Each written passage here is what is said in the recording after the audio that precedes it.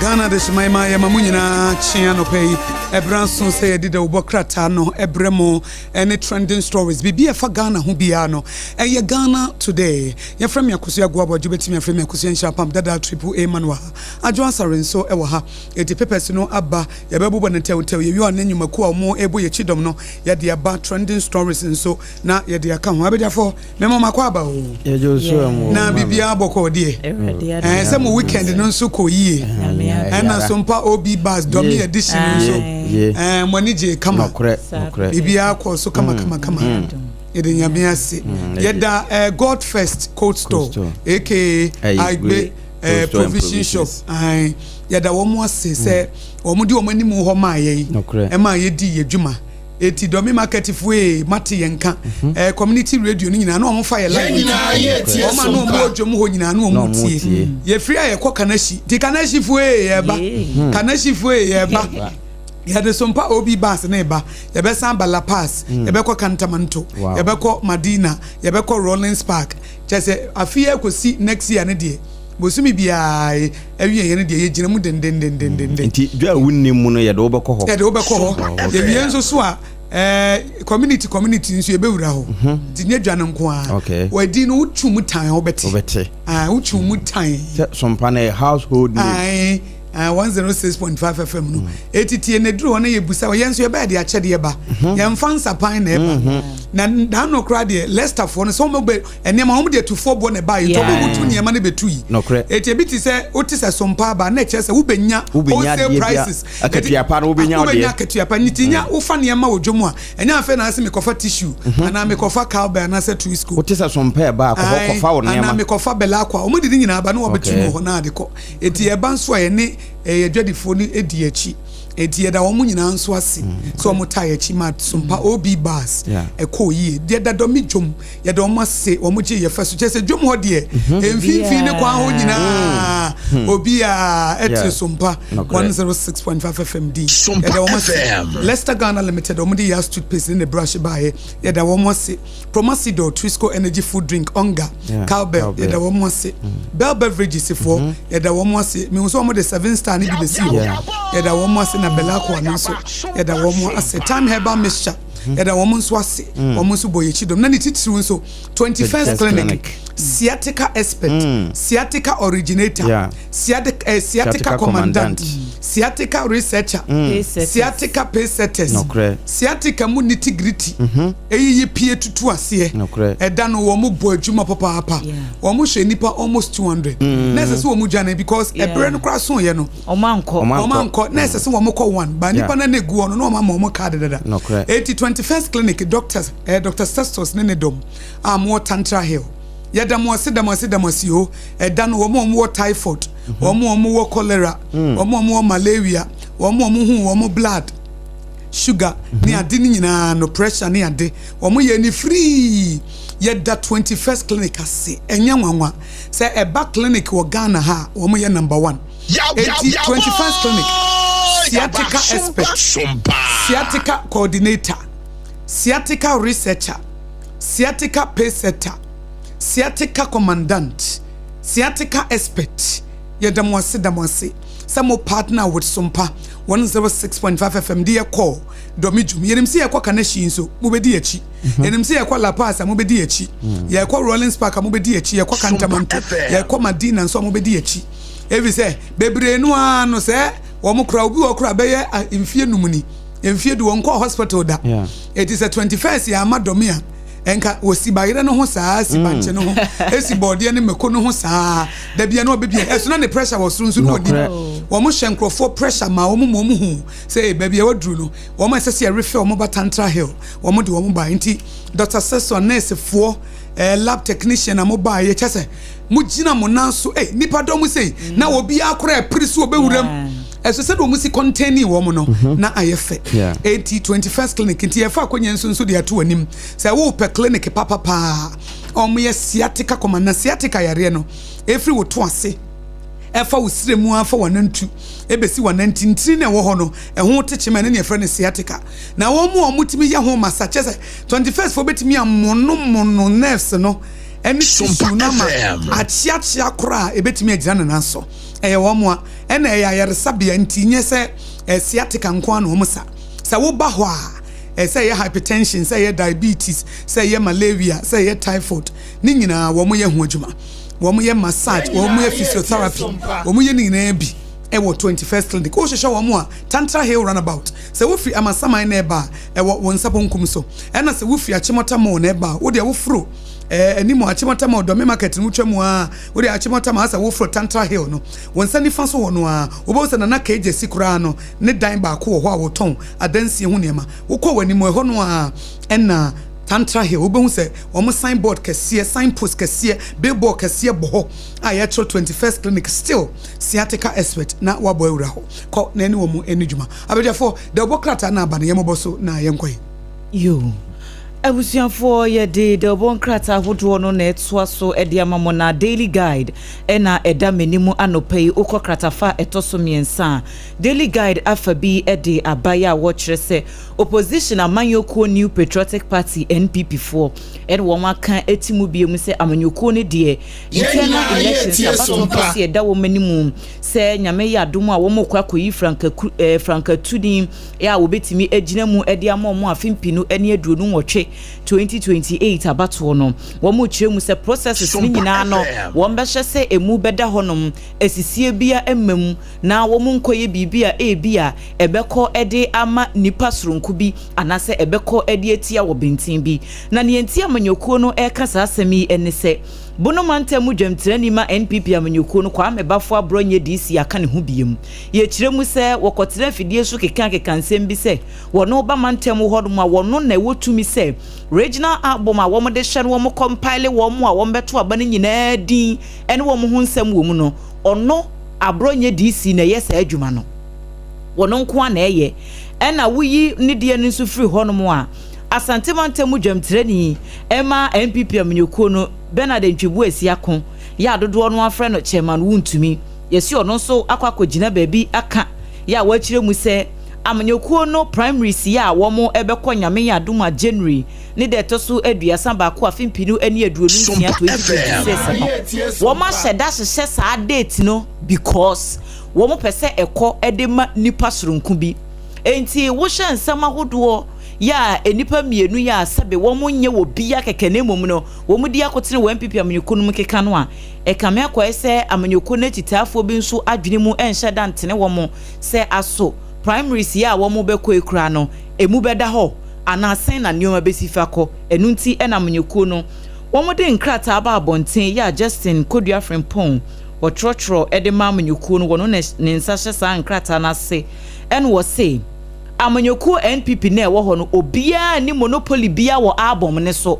se bia wo no nko na betena se na wakeka keka ne emesi ani akire wo mo a esese wo mkoto aba wo bia ni tumi saa wa manyuko no mu enti saa nsam no a chema wuntumi ene abronye DC ekeka no memma achitafo no emu wo mabam na amanyuko no behwe se wo betenetene niema na enema mu ada ho se de be ya asumdue betime yi ne ti e wo amanyuko mu na afi nso abato na wo mbekọ 2028 no enkunimdie betime akọ ede amomo enkratai ede sansem no aba anopai na asie ha ya Daily Guide asan de bia ba se United States Embassy ya ewo enkan ha womo abo amane say sa validity period no a emre bi a etwemu womo ka sa womo ate so ede ama visas ahodo a yede ema non immigrant fo no se womo ebekọ na womo akwakotena US honom no eye Ghana fo womo akwakotena US womo hu aso no womo se womo san ede akọ womo dada no mu a enti nkrata ye a womo de ba ye no womo kire mu se duration no se si a womo san ede agina 5 years ya eno no ubetimi atena abrochi ho saa 5 years no na emisensem we dika ba no manfo yem hyehyehye womo amanfo ani abre because esi ano obia nya akwanya no a wopese wokọ na wokọ abrochie kọbọ brasa de beye onu so benye bi na woni nabusuan so atimi ache na enti se won behwe na sa visa restrictions no nsem no bekoso de ya na ebe ha omanfo pa na nkitahudie atimi akoso e wa ma hodo no mienu ntam eye US ne Ghana amasisia no wo masan restore sa 5 years no ye ho amane e wo ahanum sei ene ma yemfa daily statement so ento aso na daily statement achire pe na wode yewura Brian Champion wode ne mfoni aba beto ho na asem a wo kan se ye kan party no na ho odem pa ba bi egina grassroots fo no a nti sade mrase badwafo bi eto wo mo towuro de ama wo mo a etu franka bi no eno eniha eni ho anopai daily statement atwa ede aba afi KGL boss nso ena ne mfoni de achire kratafa etoso nwotwe asem no wo ho ena wo mo chese e wo se abibiman esanso adwene na adwene bio enhyehyɛ obefa so ama mpuntuo atimi aba na boboa no anopai no nso eda daily statement de bokrata no mo akokratafa etoso nwotwe ansem no nyina wo ho wo de lawyer ede yoko honsem ya ba betwa na efa yewuradubu ahen ehon wo se no kwasem ne sade yoko ene owuradubu ahen wo mu si etwetwe nsem no ne baabia ekeka koro no ekama yese ayonkobobi ewo baabi na hwan ene ye obi yonkomfoni a wode abeto akire ewura kwabna dubu ahen kane Bureau of National Communications director no ne mfoni da ha ena yoko boss yoro remona chanso emfuni nda ha bia krata daily statement wo bosso ediama yensa yemfama yetiefo na sadia galamse ehonsam ne hawa hodo edebeba na daily statement atwa ede ababetum kakra wose nyase bia wo mo sensase ene yekwaye ni nso na wo mo mani no aye pika no nko na mmom yeda acha pomuden so enaye enkoda wo mo ne hwene wo mo ani na ne nsafa ni ho na so atenom ne ade sa ankoda ne ye ba behu bi na ye behu sa ankoda na eno nkoye se wo mo ye asuo ba anase bibi ni nyina ye galamse no hawa ebetime de abre yen eno mu bia na ukọ elimina ne na afa ye se enframakase bi ebo wo pono so ma ekowie sushema na nipa be se adonu nwotwe wo mu no ene dia de nchecha na nhyiranka nyamese nya de obi eti na nanam wonse do na ede saa sushema no kokko hye pampima wo mo ase se de be na pono ntimi nidi na emmafie no ekokko hye ho enti no nso daily statement de bokrata anopai wetwa ede ababeto afe United Nations General Assembly at 80 no ena atwerofo nso de ababeto ase sesei abibiman moje etue na moje etue nyina no ye manom ne ye nananom a wo mu wom wo mu da achente sen ewo ye continent mu breko a yakwa akotena UN General Assembly na nsem a wo mu ka ho nyina na ye nsembo na nso fa kese na etia bibiman daily statement no pedi ode na mbi no na me the daily graphic de obokrata na ba na wo he daily graphic ani ho galamse ko a ekoso no e na ode ho asem aba na asem ne se ebeko galamse di a e na ye nsori waka na water body sinsu wonsuwa no e na ye nhye ne ye kwaye no enda na mfofo Eze say ni nyina ye security zones eno ene hyehyeye ampanifo ede atodwa aban say baabi a wo beduru ye nsuo ene baabi nsuo a eye forest reserve no say ye susu duane aka say ni nyina eye security zone eti ye be chew say baabi nsuo da say bia river pra ananso ofin river wugina ho a he say galamsey na aya ye be chew eye security zone ye be te say bia forest bi uhyem ene no nso wutwa ho center eno nso so sa eye security zone eno asam no eda Daily Graphic do bokrata no ene Odehyieba say Electricity Company of Ghana woma terminate 202 contracts a womu chem say womu momoden womu timi contracting nkrofo no mu ye adwuma mo na adwuma no ene womu sin hwehwe mu ma ye ne say dodo no a eya na modern bo no enso ani wo de adwuma no be hye womu nsa enko wiase no na womu hu say de esi koso nti de brebra ma ne ama ya gide free womu nsem inside Africa ewo Daily Graphic kwatafeto so enum ene the story be fi Nairobi Kenya abase say the online romance scams no across Africa yachi nipa 260 suspects na womo ye nkrofo no a ubon say wa send a message middle na wa yi na wa share I love you na sometimes the man wo makọ retirement na pam ene adwoa e man wo makọ abrofo man wo makọ retirement no anasa abrofo man wo feeling lonely no and na omudu because omu nim de wo pese wutie da bia meka se nipa sa wo ho no asum ye wo da wo problem asum ye wo da wo bia me fan ma me message crap record sa wo yo bia asum ye wo da wo problem da bia wo be surround yourself with pretenders and hypocrites there then you better can't there bia wo pedie e dem ko a da bia pese wo ti de de da bia na ye bo wo ba so da bia na ye kamfo da bia na ye siko fans e twa ho ahia wo yo bia wasum ye wo de bebre oba na sum ye ni de bebre no ba ma no anso wa plan eno anso wo ka say I love you you are the most beautiful girl in the whole world no what ye no ana emotions in the gas nyina akofom because no ajojo ne gas nyina bo se na tenka na hurihuri na ne ti nyina sore adan a what can't say say wunhia ne so bad na sum ye ne de on go beyond words okay onim se betimi abasa ya atro anasa ye nada enti obi ana sum ye ne de bia asam no wofa na ni ani enti sometimes na eya na sycophants atrofo etwa ne ho ahia pretenders ni hypocrites we on pe ne kure ukokana enti obabia na say be ye wo mema krom ho masum ye omode be ma bi wo no na sum ye ne de ukana kure kire na ne bubefu sa narcissistic spirit no ontimi take the truth no kura ye insult man no sa wo kan no kura che na wo se wadi natam no kura narcissistic spirit they can't take the truth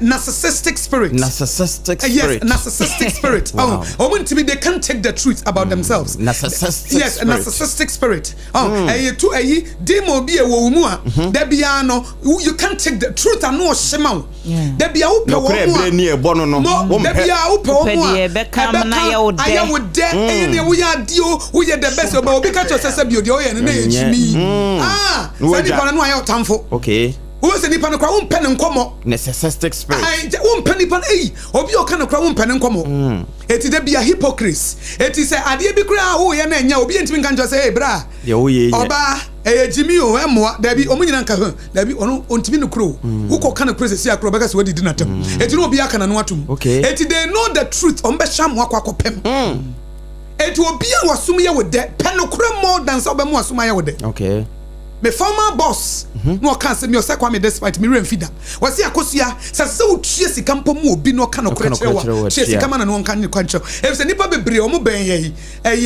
omo mpayasa de wo penti no bai eti onim se wo kan kro ne kyerewa wo ma ne mehu eti no de no kro onim pa sababu ya wonam ne nyebato nkan kyerewa onimpa wasi enka wo betue sika no se ni titru nyame ya adumu ya yakoye nim kakra watu ye nsam yi nya atwemfo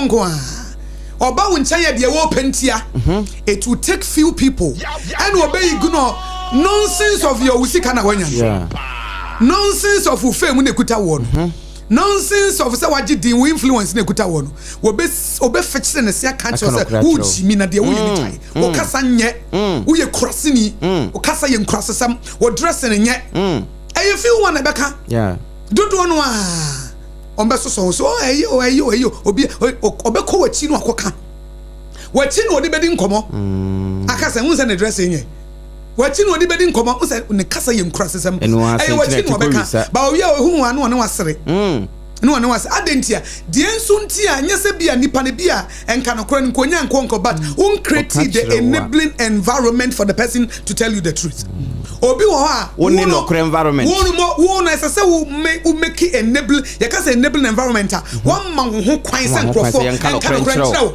eti ma nipa timi nya kokodo ka say no idea na wo dey bananya dabi sabi we yin ni se beboa it is a one criticize environment na man crofo a nipa no hu anu anse wo hyew yeah eti bia me ni adwem na o adwa ade we hu ne sei sa asem na bibusa adwa na adwa hu se oh na sister kosu akra de se hu bibia wutimi koka na se ma create ma make room for correction okay make room o ma me o papa o kono daddy mesramo de wo twasa na wonim se na chiachie o eti mesramo se mu hu se me kasa nye anama na motuo ma hu siesie eya mo nche madwene mra so it is an what creative room for them to operate because obi wa asem na wo kan to because betimi give you instruction e dey am obi onim say instruction na wo dey am na nye but on can just say oh boss ade emwa o debi because on creative make room e to ka okay yo no aye na dey wo pɛ no na dey bia wo pɛm e ti dey bia na waste adults na etwa ho ahia e ti me nye obi a wo pɛn sem de surround yourself with people they don't fear you they don't care they wo sa wona waji di wo Ghana nyina wona aye Shatawale wona aye hwan wona aye sa akode wona aye Esther Smith wona waji di wona aye OPC Esther they don't care because mbebe na mbebo ba so kamfo wa but you betimi afeche ne se ka chose ade we no eya na eya real it make room for that and basa memma ho kwa no kra eya o eya ebre ni nso emmo no eya but se wo obi a wo entertain no kra boa wo narcissistic spirit no nipa ne kana kra ne kire wa obeka se ni bia nipa ne kra wadi watam anase but say da achi bi no wo tse obeka se se na adwa na da achi obefa mo I like that. One fan and now that's obefa. But then run na cost more. Na cost more. Enti yen say o say Nyankopon kredum rebi oni Moses. Moses kire na dwere kire nyame o. Nyame ono ye the only wise God. O ma Moses kire na dwere. O ka kire mame wazam o ka kire Moses say Israel for na so den. Enti me baba hye wo mu nyina ase. E wona Moses erade.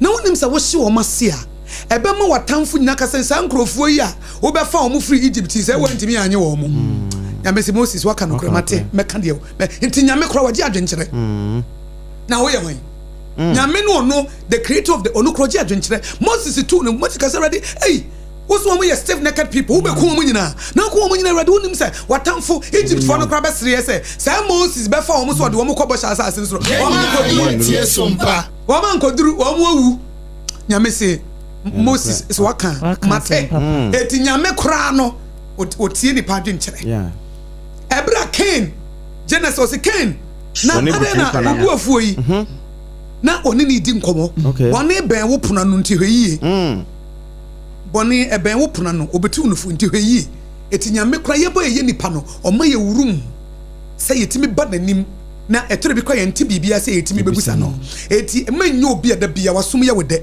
ente sa nipa bebre nka no kora nkyerɛw eso na nam ho no wusun wachi ne yesere wo wachi ene yesere wo na etimi aboa eti adwa yenkoi when ye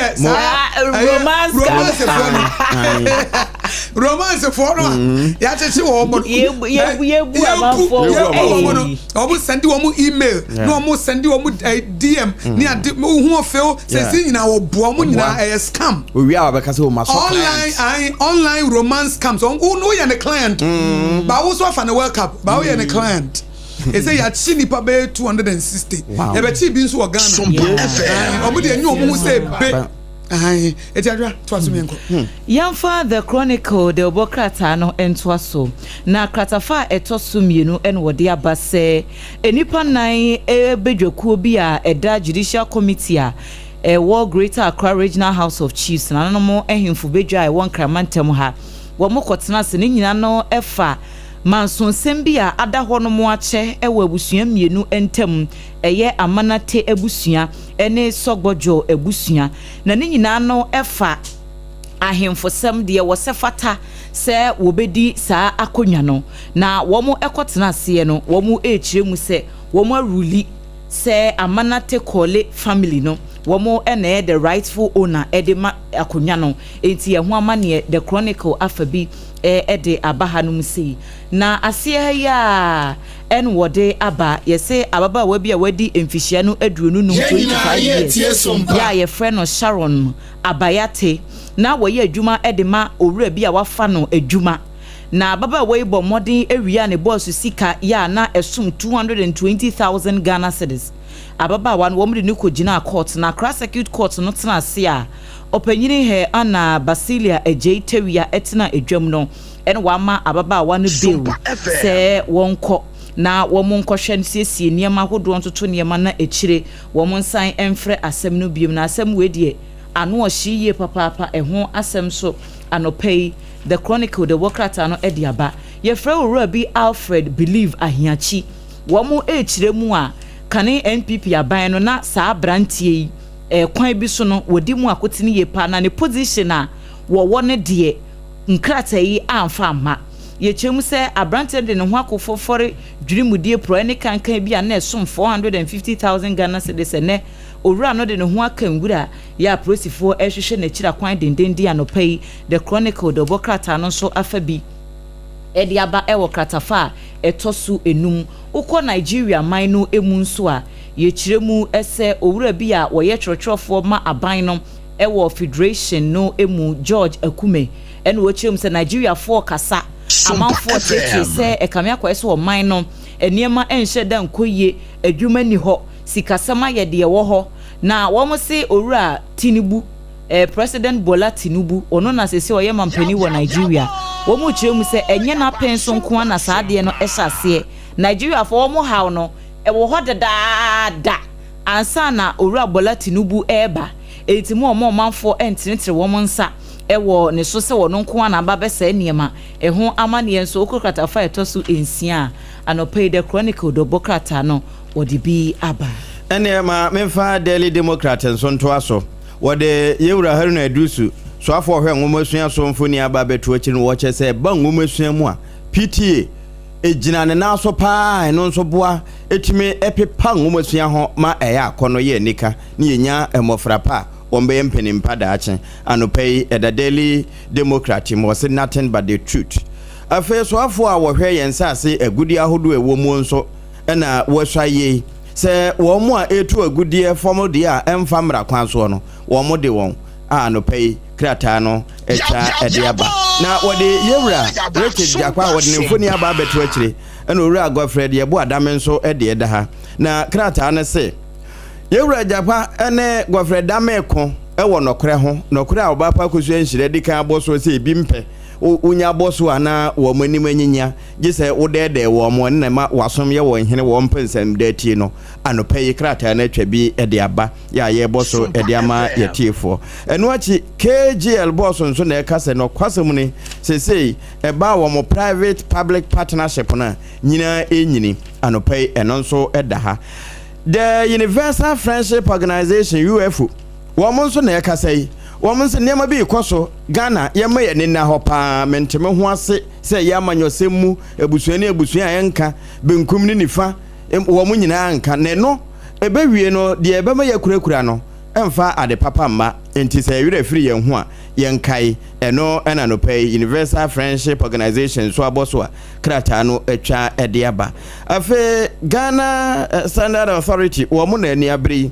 na wo mani bra a abri nyina yese ebehia se wone ankura bedidi ahia na ebehu de ye ede ma yen se wo man eno nso de eda ha na mampani Mahama United Nations General Assembly na wode reset agenda na akoma wo mo se babia ne ma keka kono sesei wo reset Ghana ama Ghana sine na fe ne kwan so sada na wo besere se UN nso wo monye resetting na timi aboa ma abibiman nso ehunu babia wono mu gina ene wiase nyina anopay Daily Democrat nensam no bi eno no adwoenko The publisher, the new publisher, the Obokrata no enamide etwaso kratafa etosu mienu wode NPP amenyoko no nsem no amedi kan ebo so eye abronye DC NHM wuntumi asem no NPP for say emfiri wo mo honom enti ehu amane enso publisher edibiaba America ene Ghana visa nsem no so ononyamfo Samuel Okuji to abla kwana nifonyi da amedi kan aboso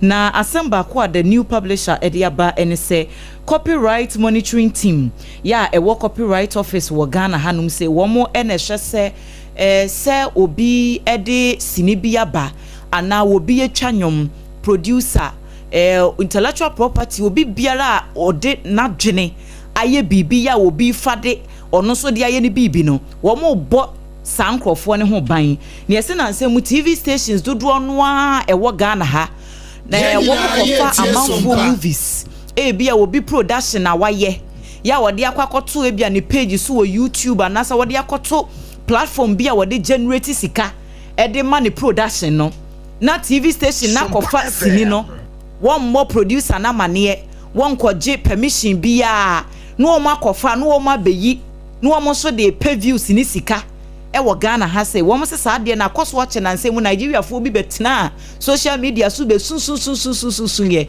na no kra de menka nko akire Zandi Camel Ghana ha ya wono ni movie wa produce ya movie ni kra no wonyanya views ni kra wo YouTube no akonya ni sika no na station bi afa no wo yi wo mo se saade ma no nyina se sia no TV owners na munyina yie na wo mo ebetum so sa eho amane enso ewo the new publisher mu anopei arahosam akrata yi ediaba ewo kratafa etosu ensia ene se Aminatu Amidu eye ababa wa bi a wono galamse adwuma bi no woye na ye kiremu se ukobontrapa ya eno wa santemantemu apamsa na ye bono botrampa ana ewo santemantemu a mining pit bi a womo etu ya womo ankata so womo anyeni ye na ababa wei womo kwakope gold akọworo ho ana wokopetiri to mu ene se wo hwere ne nkwanfonyi no eda ha ya rehosam pa ya anopai so no the new publisher the Obokrata no afabi ediaba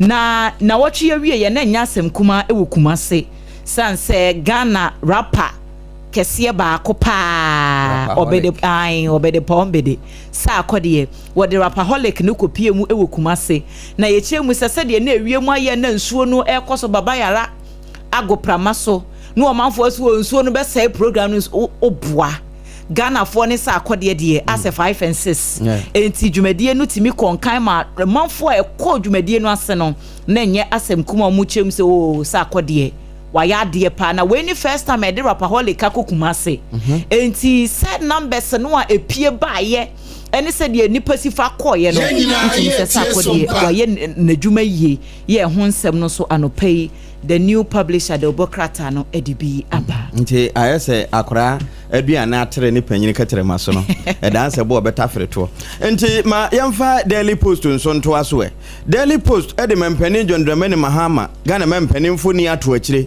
na Legal Green Association for na bona baso se pani no ye kan mempani a wo ye mempani UN General Assembly ase kama yese wo bia nkase ya kwa campo speech yes wo kan no na ebi de wada nanso mempani John Dramani Mahama ne timi fechire ne se aduasa kire se de Israel ne Gaza fo aye no enya de eboa ma wiase asundwie etimi gina nti wo mo bo papa na baso pa se waye ade na watimi akasa se mampani anopei edaha Voter Review Authority via reform so asha se won mo bedane akoso mbodam nani amna ba be ye power battery reserve se de be ye na emfa ho se nsuo no esobete ana ebe yiri se yemie bi mesenko yebenya yenyina mahoden se de wosi enya eno nso edaha saa na yewura kujeta block a ya wone Alison Hoka Asia wo moche ni nyina ye Ghana US visa restriction say ya reserve no eno ho asem eda the Daily Post the Obokrata no echi afa wode ubie ekọ kratafa no ekọ mfimfina fa de etoso nnum no abronye di si na anyene ne sen asama wo ka no hwa no ede ne pa ena chema wuntumi nso se de wo se ne nim no hwa asama wate na ebon no na no pe wo se NPP distances herself from abronye wuntumi over flag bearership claim Daily Post Yeah. Yemfa adwenkyerɛ kakra nkyɛ be matiefoɔ abam ye lines ye de be ye adwuma no 0260196064 and 0260196065 0260196064 and 0260196065 na ebi mo share live on Facebook SOMPA 106.5 FM Accra na your Facebook page 106.5 ene FM no ebum if say what type wa eya na SOMPA 106.5 FM be 4 na eba ba ye de no ne 106.5 FM Accra 106.5 ne FM ni bum ena Accra na tene ho eti SOMPA SOMPA na 106.5 FM no de boom and you bought 106.5 FM ne boom na fei Accra na de Accra na so aha enti SOMPA na space aba no about 106.5 FM because na no na me was sorry na obi say opese wo de to na o fa ne phone and o say bomma me na me follow me enti me boy no Mensa SOMPA 106.5 by 4 apie ubie bia nso a bibi wo ho enti e wan mu say 106.5 nti wan you abadwin say wo follow ye nso na but na number bi kura because wo bo a enye ye de no nko na but de be mo hu ye de no ene de wo ho no a ensunsun e demu no wo bo SOMPA space ba no abo 106.5 FM no mom 106.5 FM no emu F na 35 no FM no 35 no ho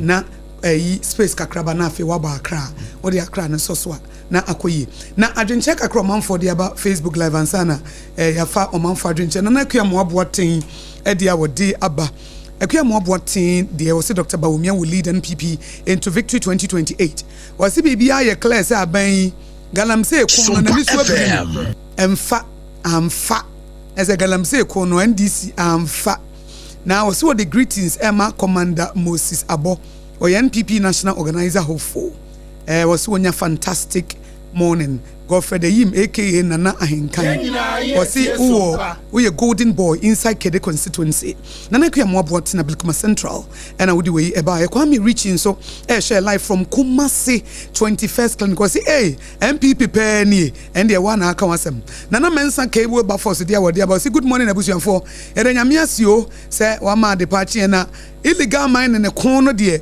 say a security zone there e bia na bibi papa bi finance wetaba engineer Shama was watch share live from Tadi or so watch Odra Johnson as you didn't ketia and as Senator Rollins or the Nadia Abahasia or Babechia Womo or Brimpona na one day this one who mess once or Brimpona Kwampoma and was what the glorious happy birthday Emma and a Messiah Nana Kwasi or say Kisi or say from entire family especially Prophet Messiah and Ora Kingsley or say Kisi or so when Yamisha bebre na wanya Kasi bebre into also wait me the woody anafa SOMPA 106.5 FM across Abrede Yama Hon Kwama etie4 emrem na yene wo mo enkasa 0260196064 and 0260196065 Hello.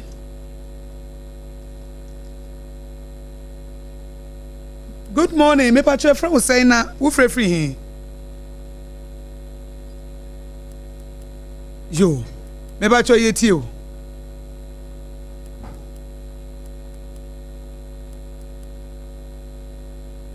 Me patcho ma yenhwe na yensan yensan fa emra biem na enkoye.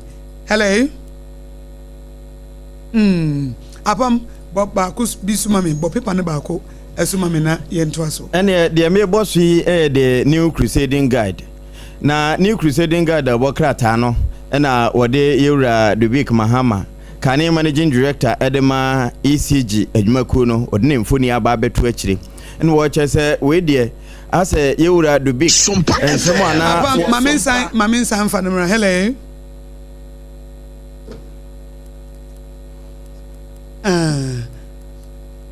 hello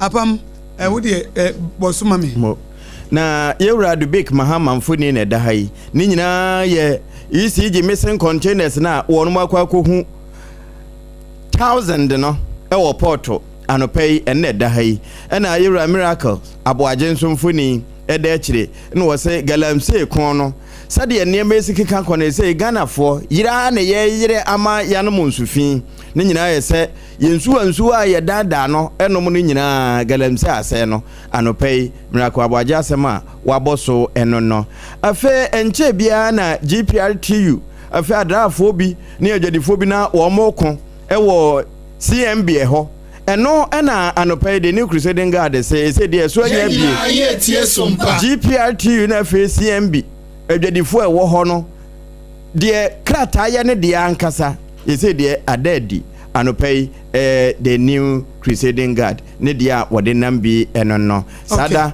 ena asutifin South mrasebedwani ene ne bani dwadi ahodo mu a wonu mu ahia de mamemfa yenkomra yo hello meba cho e fra wo say yo anti magi ye hwe na yenya wo na ye ne wo akasa kama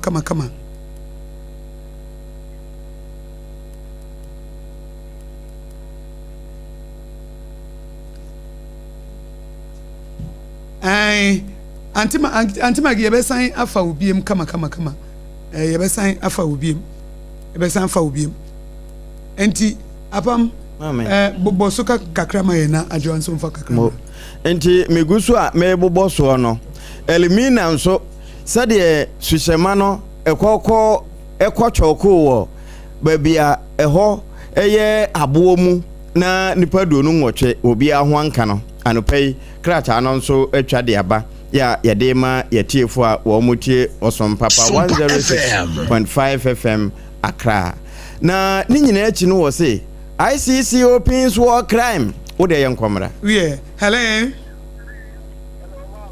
oba bemena me ba twa from say na free he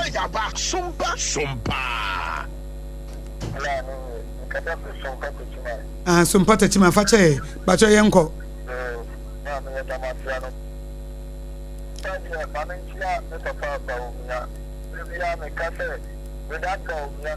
for 2028.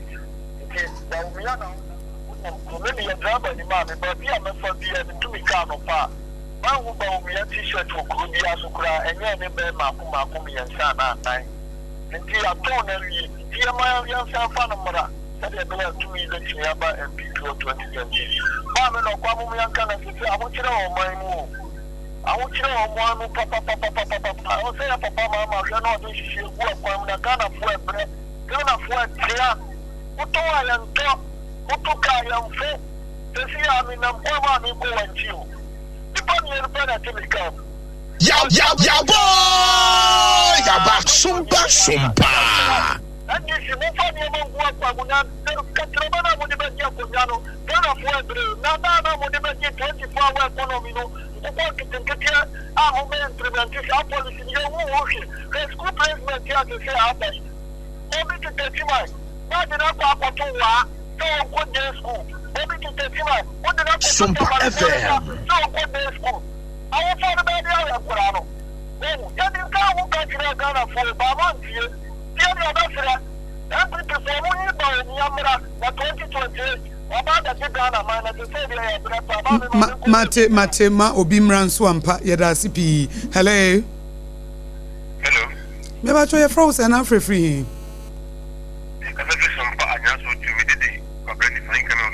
Yo, kwabena yankwe.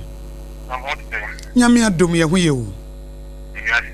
Number my father, one son. Ozi aye dey. Kwabena mentu nka yo. I don't want. Oh, signboard no ebesi ama. Signboard no ebesi ama why? Don't worry. Signboard no. I maka yebesi signboard na mama. Musi muduru ha. Mu signboard bi enti ne motwam. Yebesi abo why? Mate, yenko kwabena.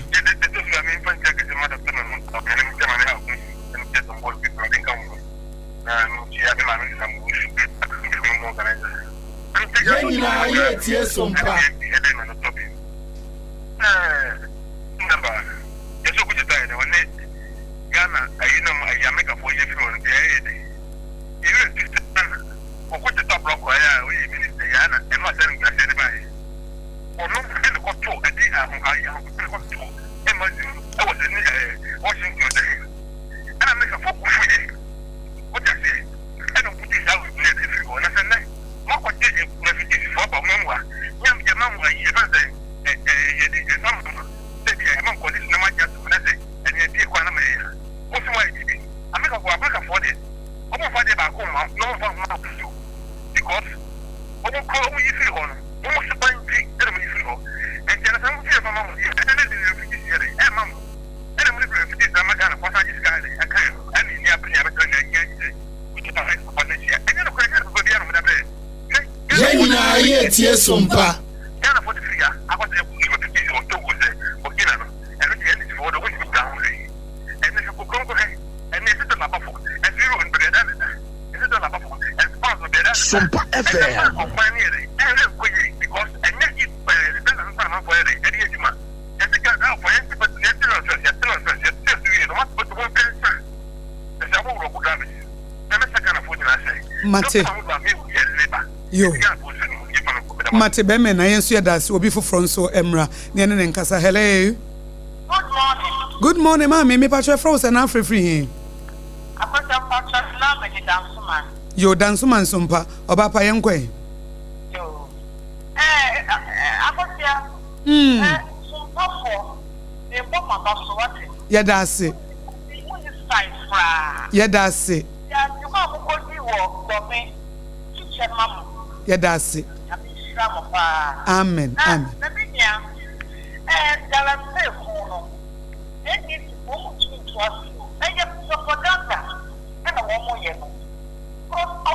Sompa FM. Yes, Sompa.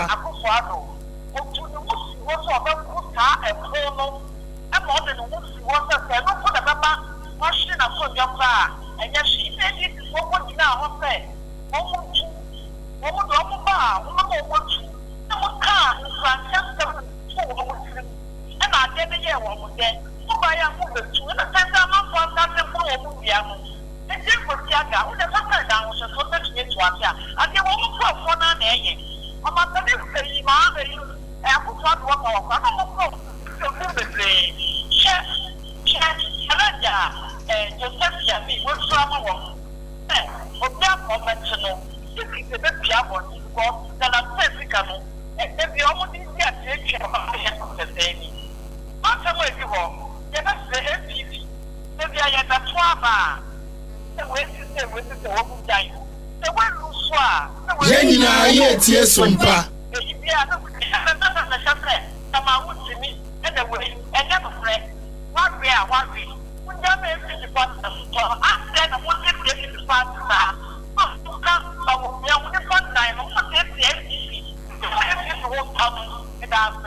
Yenso yedase yema obi from Ramika was a higher Sompa 106.5 FM Accra. Hello.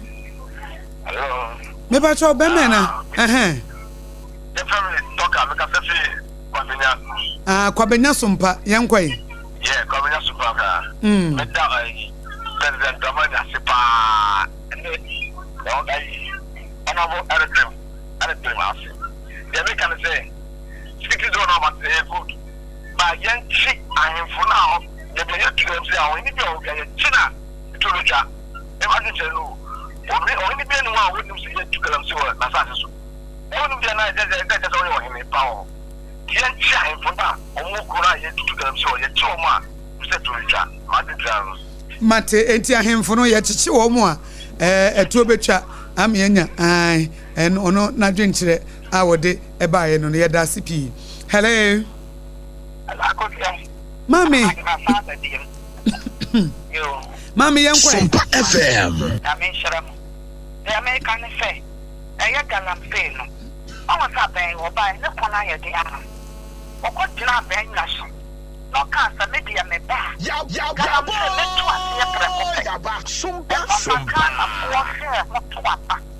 demand no, as I say, young soon, as I no, as I friends so menom. It is dia. Yen to abanama no. Na ne o se nana ato. Eye ya anye yie no. Wono mra no me ye ni yie ni ehwe. O ba ye. On tini kongalam say. Etemo mo ka ye nyina mo nyeye. Enkrofo na je ko kwanketenketen ko ye kura nto diane ni buntimi nyeye. Etidia pa na ndi fo wa. Wo mo de magana fo. Chete say yen so kwa ye din. I was central region. I didn't know that. And so I said, I know. I did typhoid and I bring it back. And of course, the pretty patanya, the more paid to a typhoid. I done the other organa. You have a strap, okay, kind of. Ya boy! Ya back, sumpa. No, buy a dear. All may you to my pack. And found some of my Ghana. And more my Ghana and Chima. And for so the charity before Yo, mame, yada CP.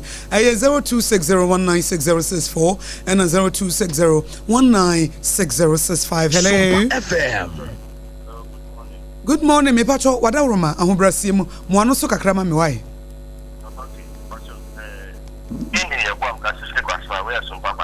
Sompa kwashimai. Yabu ani. Yabu ayenkwe. Okay, with that.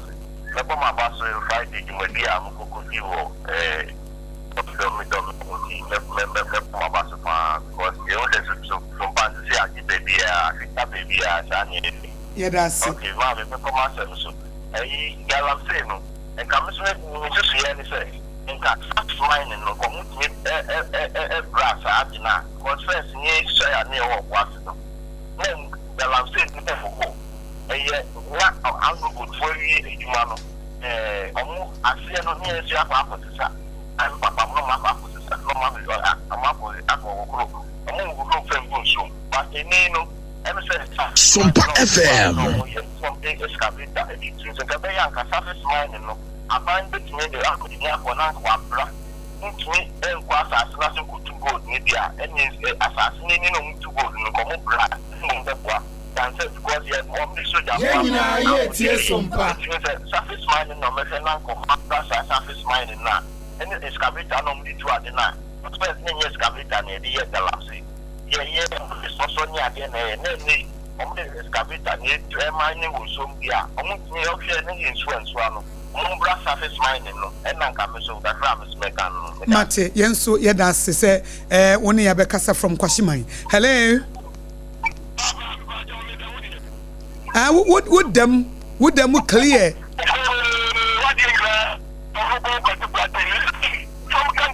From Cantamanto Make. Cantamanto one of baby my and ya beba ho. Per baby, I bet me a kukuru studio na besi ho. Mate ya beba. Ya do Cantamanto a one ye besi so bemena yanko. Yate ya tie sompa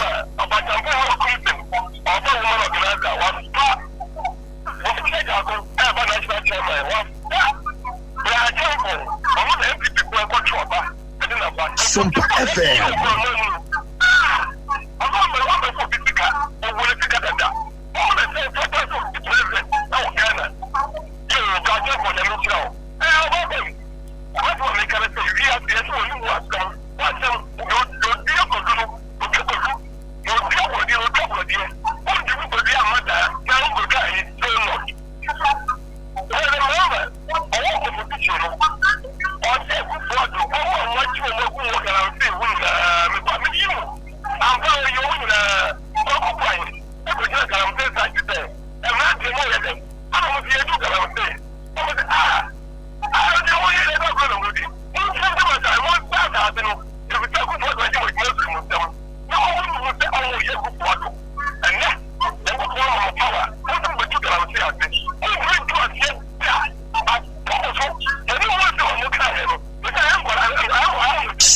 Sompa FM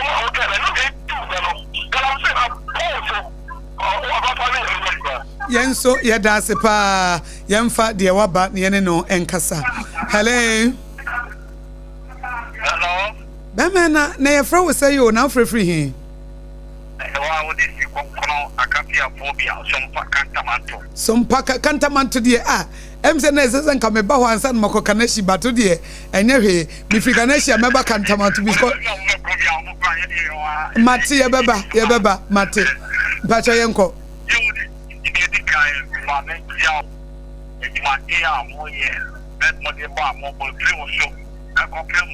from application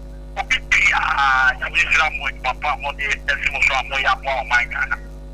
now paper the danger incoming black bearer sompa I'm a Muhammad incoming woman organizer and I'm a papa what incoming national chairman and I just go the house mommy there was one before I started to be able to hear everyone on the money on my penny office. SOMPA FM. Because someone in position said go in here and got the stuff come and give them a for them another and we opposition one five of one who go say you do much it is a much longer than the way, and the same you do the second I'm saying it. You do the party, the chicken field. Then you be a client. Oh, we are trying on this day, and the point is just and then go to bring the woody along with or the bank. You may be audience them and say, mobile number. If you are a question put down, because it is really not a galaxy. And I'm for that. I can tell the end this body. Galamsey, and you want what you think because. I will the hammer of the Niger and man Bama 23 and again I just the only one I want is the Mate SOMPA FM and because the airport was entering yet now I was so big just about 7,000 brands that's what they kind of Mate, me did say one make you point here for the we chat to Accra that say higher SOMPA 106.5 FM Accra. Hello. Good morning, Nyamia dumo na wonso ete da bia wo kaza ka me mampa media hanso na me de ma wo SOMPA yo.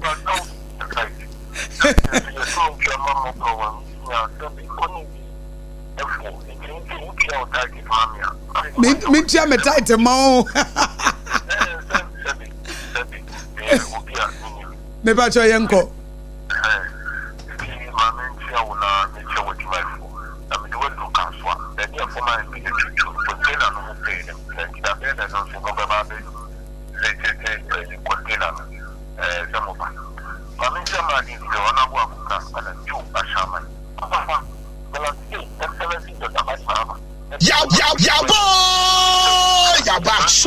SOMPA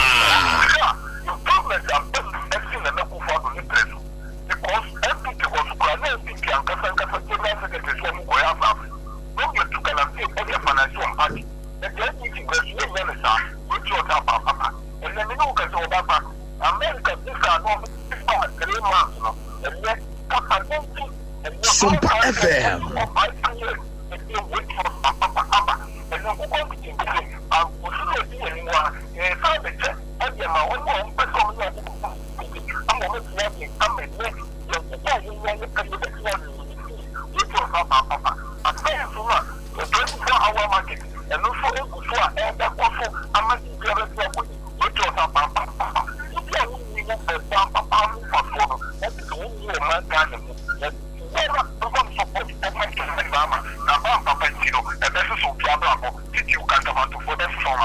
Mate yate eya chia kantamantufo nyina so maye yeda sepa se ene wo ba dwumadi esu ntia bedwafo kwantinti bia kopie kotia ye nkomo no asi apam dada ye kona safo kantanka the tip of sports no aba wadwe nchire twato anopei eya dwada de ma nyame kasa tie mo yedase adwa SOMPA FM adwa fa de apam de ye simple nyame kasa tie menya so den menya so bratie o kasa tie me de birthday wish na saban na nyadro na e de birthday yi ema wo se enura na ye Wisdom J Richmond ne birthday 80 belated happy birthday enko enfamao efri sabina nyadro ho wose nyamisha no nya okese onto nkwanne mu ne dofo papa e na opon chichiku nso ese yemfa happy birthday emma Ewra Mary Eshen Opon ono ene ye PRO Emma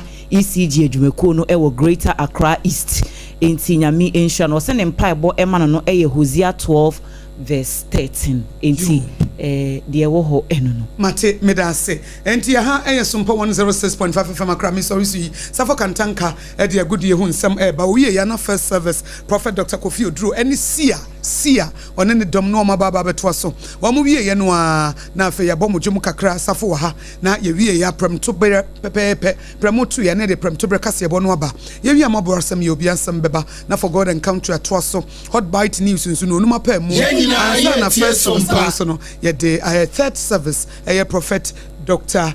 Me the doctor aka no Prophet Godfred Mango Day no aba Mango Day we are na sida for atwaso na ene evangelist Bontin so the hope are no aba from 10 to 11 p.m. na 11 p.m. na sofo solo and so the last service no aba cause we tie SOMPA 106.5 FM Accra from Yakosu Agwabo aje yadam nyina se Mama nka bebe kaka fa makoma mu hene ho nkyerɛ wo. Ɔbɔ me ne mabusua ho ban. Me dia no hwɛ mabusua. Ti awon to aso so awon to aso so. Hwɛ, mama nka kyerɛ wo. Me dia mama sire da ne da. Me dia no kyerɛ papa. Di etiri kwa sabe bia ye obi wo ho. Aba, emeya hyase bio. Enti bu ranom na mo kan fo mo saa. Oh, Debbie, Pepsodent 200 grams for no wasem na ye ka you. Eye kokoko. Pepsodent kokoko promo no nie. Eye Pepsodent kɛse dada no a. Na ye de 25 grams aka ho. Jiwo de na ba wo busua ho ban. Na hye wo se mo de. FDA aji dragon crash way. Na fa na moko. Yeko ye train wo garden nim. Na me pray ne. Mama javelin. Oh sa. Na plate no so e. Mama enye plate o eye discus. Yeah training every day. Inkunim difo. Mo asemunim se. Ansa na mo bedi nkunim no. Mo hia hodin bebre. Se ye chocolate taste ne tu nchen a. Ene fota e what Swiss comunu kra energy boosting vitamins. Ni minerals a. E po nkunim difo. Mama, yeah, that's it. Me mo freya pom with you hear me. Twisco, power your dreams. FDA aji ejeje in krato yatu. This is our own. Let's cherish our own. Ghana Premier League is back again. I say this is our own. Let's cherish our own. Division 1 League is back again. This is our own. Let's cherish our own. Ghana Premier League is back again. This is back again. I don't see a day what dog can want. I need you can want. I the eration more. I day what dog can want. I need you can want. The eration more.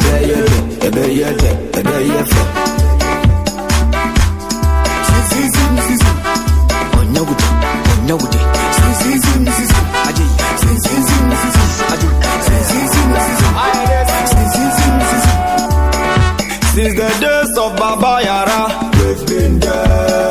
Ghana Premier League is back again. Since the days of Shamokwe, we've been there. Division 1 League is back again. Since the days of Abeta Saki, we've been there. Women's Premier League is back again. Since the days of Asamoah John, we've been there. We've been there. Ghana Premier League is back again. Since the days of Ishmael Ado, we've been there. We've been there. Division 1 League is back again. So okay, silence it's an outro match is a hold on so 8 me about so Ghana say Division 1 and as Access Bank Division 1 League now me patro and sweat man starting outro here the musam at the air Ghana Premier League match week 3 and so 8 me about so na pair musam at the air but Santi Kotoko Gold Stars Omo Africa campaign hemusem etisa no pay atna see Jeba be jeje mo enso de amaye na T4 which when is and some floppy ɛna no pɛ aboa no a yɛde musem bro ɛwɔ dwumade nso multiple quiz ana pɛ ɔmo ka ho bi ɛna yɛde table sports we as ɛba ɔno de na chance se we no ɛyɛ glass ana sɛ metal gate ho ne ma nko ade afɔ ne kyem ɛnso ɔyɛ aso ne bra na enye bi na sɛ enye no kama ɛmfa ɛma 0243178910 na ɔmo so etim adwo so ɔnim sɛ sompa obi van no yɛ kwa mountain aha na ɔmo kan ho bi ɛna etim kɔ stage amount ne nyina no ɔmo daroma ɛna ɔmo yɛ ne nyina ɛnso de man ti no multiple quiz yes from na bibia so etim enye kama kasa mineral water no pay ɔmo so etachi ɛna ɛda agudem nsɛm ɛba nso papa ɛwɔ adwaman so no ɛyɛ kasa mineral water 0206469430 midimo faba center Dr. Time da so yare fabra no fabre ento so na wontu ase emfa mawo na bibia so entimi enye kama tufo ne chiemu ɛwɛ aso enkran se opoku asemaira sana asante mantam so obo akwa agogo ye ne aban school no di ehwe ne mu 0244774282 0244774282 Bell Beverages yes ana pay almost so eken hobi jene ye di Bell Aqua enso etimi aba adwaman so a enso we na je se bo amanfo papa no kyen na 7 star aba Bell Malt Bell Cola ade wodwa so kama ntino wotime nka no pɛ na so akwa jibi nemum sompa obi bus na efiada no musha do market no so muhui na Bell for no church na mawase ntino anopɛ kwajibi na bibia so entimi enye kama wem na boafo no pɛ o maso asena yede agudemu nsɛm no enso ba na tentam so yen start with the fisam no na fiwiane da mana ne nsɛm no enso etimi atoa so na onum sɛ yada Ghana yen kola na omanya mfinhia du so kanza Black Starlet no na sɛ wafu zombie tournament no so eguso ekoso ewo la Côte d'Ivoire no memenda na Ghana last game against my friend say Benin yetimi win by goal to 0 until ama Ghana qualification team Ghana be third best team just yetimi agreement to the answer na kwasida Ghana yehwe se bibia so no everything aye kama na enwa wa Accra Sports Stadium na ema bawa na almost one official do so Black Princesses now on us official no the Black Princesses and almost no my friends say Tunisia game no and also 8 members so any Poland 2025 na just say you can say no so airport na and Ghana member one let's almost 8 see from and 2-0 and almost 8 share against my friends say Tunisia 81st leg no Ghana ya ko Tunisia ko say 2 and a second leg no so no ya no 8 na Accra Sports Stadium yes 8 say 26 qualification Ghana sweat to qualify to the next stage. I say bibia and I say Poland 2025 from Ghana ma bwa no so bit ma qualify na bibia so etimi aye kama na fi enfro no na onum say adian when aye Fusion University games and also etimi ekọ so we mind so China na yadia UDS University of Professional Studies wa na omne ko gina Ghana as anamni Africa na omati Ghana nim enu achina Africa omati nim papa omo last game Amobwan na against on us Tima and I say when University France Politan University free Brazil na di kan say first go hence Honman sana UDS eba betika ama UDS asanya de and I say we no enya de winning goal no enso nti enwa UDS nkora anon amoso itimi ya de ne kama na yenkokotie last go UDS final goal no yenkotie kwa faso a commentator na enso itimi describe ne kama enso ewo honom to deliver a corner to potentially win the match for UDS. It's a goal! Jamila! Helwa! As they say, SOMPA in Ghana from the corner. It's swung in for goal. Jamila, which means it's a commentator no na say Ghana say we Julius akora na after say omunya the final goal na say the winning goal no yes a commentator na kon so describing no so no na yentie presentation no so kakra bra na our presenter trophy no e dey ama University of Professional Studies UDS. Here it comes. Now comes the most exciting moment that makes an athlete proud in their career. How often can you say you are a World Cup champion? A FISU University World Cup football champion. Captain Muhammad Suleiman of Ghana.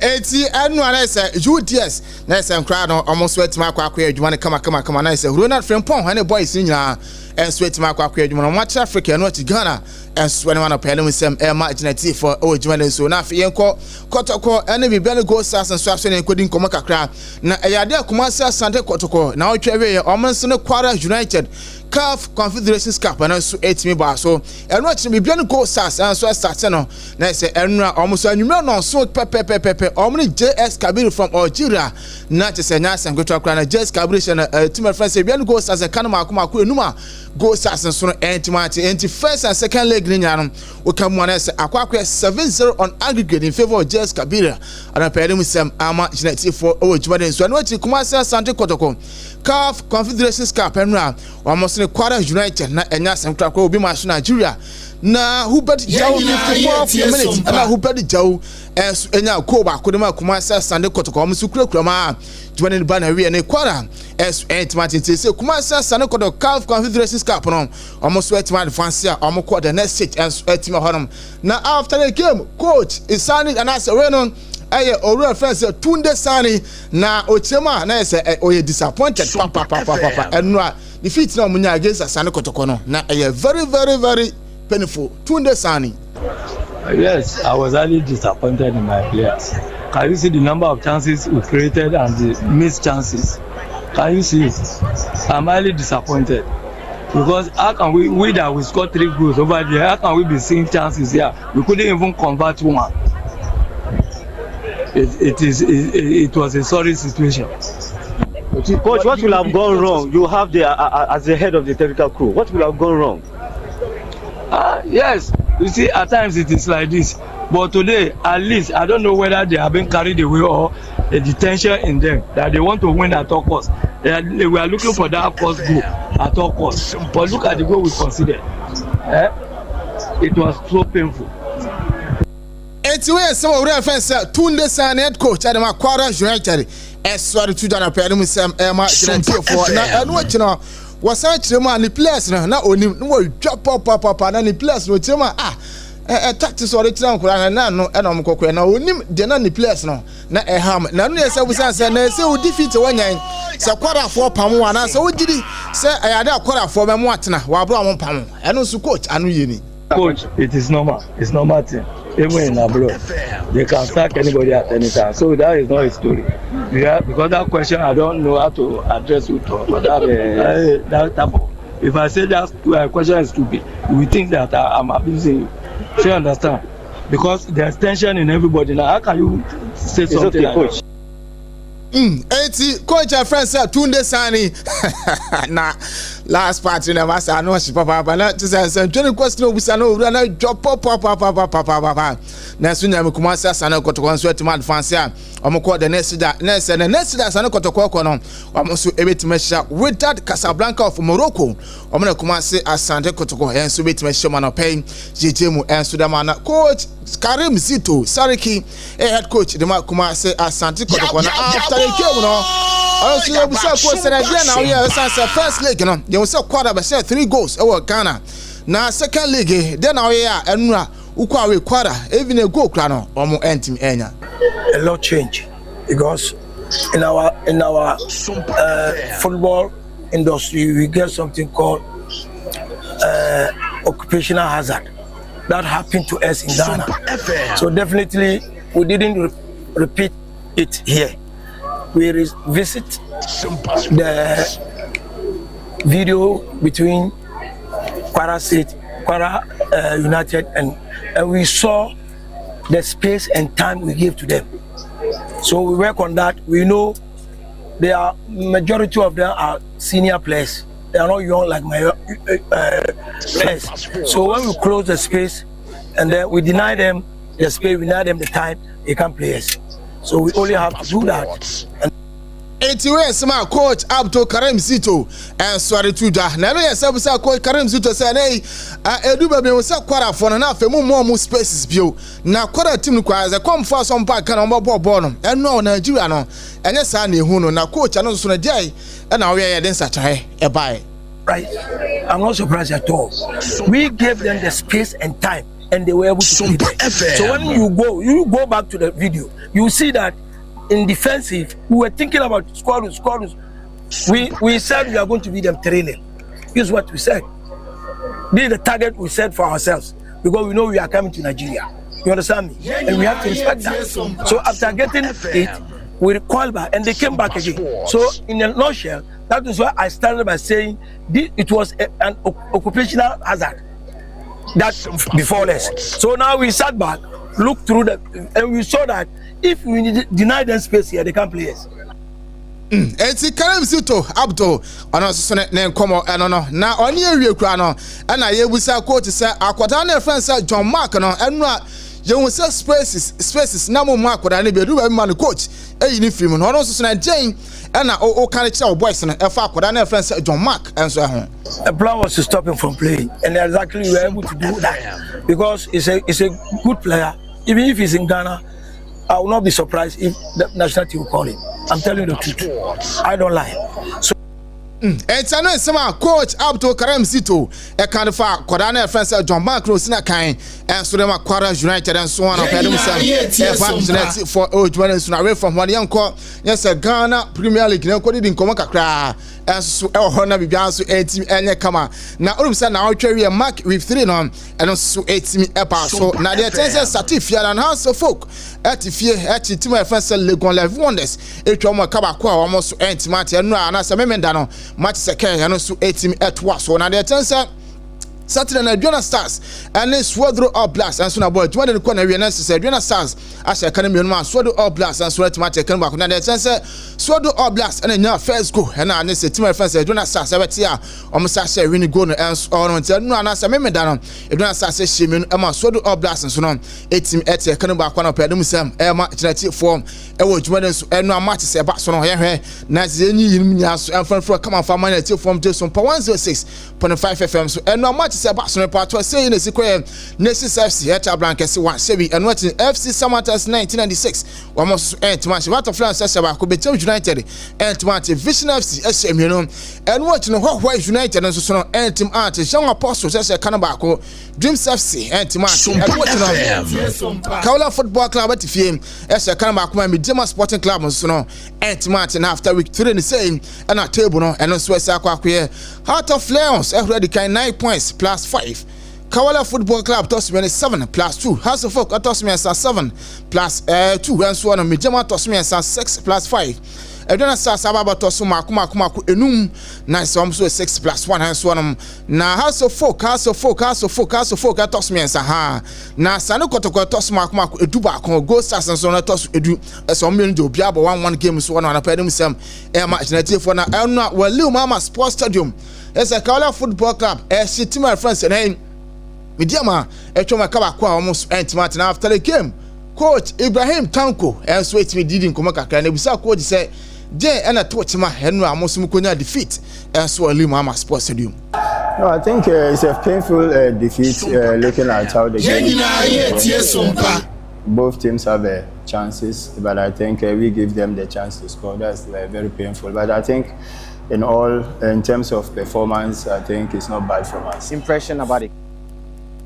Anyway, some Coach Abdul and I say, well, Ibrahim Tanko, one also so name come out, no, and I say, Lusa, almost so couldn't I know what in Papa Panemum, as a painful defeat, almost about the from next game, no more has to be and so wait to my come out to the moment. Now, all of us are not Johanna, Henry, who's putting for at the next letter be about Montamuchima. Idea Hawkeye United and its young apostles and Panafuchima. Amama ban, Amambano, and I say, well, Omo Chomaso, now switching on the mamma, or more until watching us on Mamma you on one. Umsari 2, there's young apostles, and so Hawkeye United and Elbon and I sent about to say 2 teams. You sue 10 players instead of 11 players. Now they tell us we no take man. As I want for big because I say we no na there's some more placing team na call out in benefit na say as me catch up na say so what boy sue 11 players can you ever show na so game end there no na how for na 18 na I don't know GF in for answer letter about so much article 34 clause 6 section D so and it's not said two teams no or more on to watch now mama you am ho no only 10 players has so na boy no na omo say no so ebu o man sample for e must wait match o so na adimu sam e ma generative for enough genya so ne kwa ma ne kwa farm na nsam ne kakra fa ama generative for o join so say na o twa we match sa hold on so team as no yi mu kakra na yen fa ma generative for na La Liga no say e na no so esi koye ate fie wa shaba kuma Levante so team ba ko atiko di Madrid na so se kan ma ko enum ama Real Madrid na so na team ate kan ma ko na cycle no me da na e shocking results Madrid putting for so team kasa de musam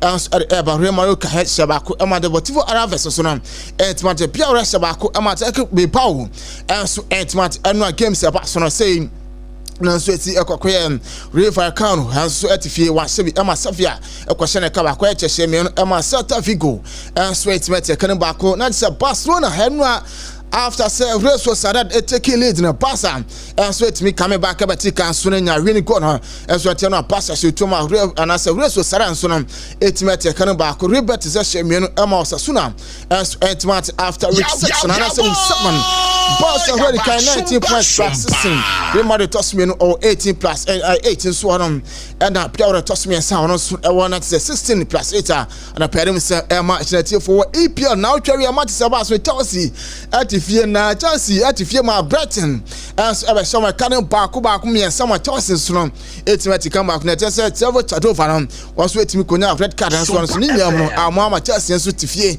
elusu ya na say 3-1 hema at ma Brighton and pedum sem ma no tine Crystal Palace at fie se me no ma Liverpool as ekwase ba ko as no Leeds as 2 ma Bournemouth so no etimi as 2 no Antwerp ma na performance no na was so pop no tine Man City as 5-1 pound and so etimi kan ba ko Nottingham Forest and Shebin Sandra na ko shoma ka ba ko Tottenham Hotspur at fie as ba ko ma want wonders so no etimi at kan ba ko no tena so via and so etimi as kan ba ko no tino na sa so via se me some Fulham as etimi as ba ko so na no tino ka set fie as ba ko ma Arsenal so na se 2 na Manchester United at Fiana so to Brentford hama Brentford so no ese manju e kan mako miensa manju eso no etimete kan ba kwa na pere musem after series 6 no eso etimani say say Liverpool already can 15 points and what Arsenal it was many 13 points Crystal Palace ababa to spend so 12 points now Tottenham Hotspur so 11 points so it was now so na pere musem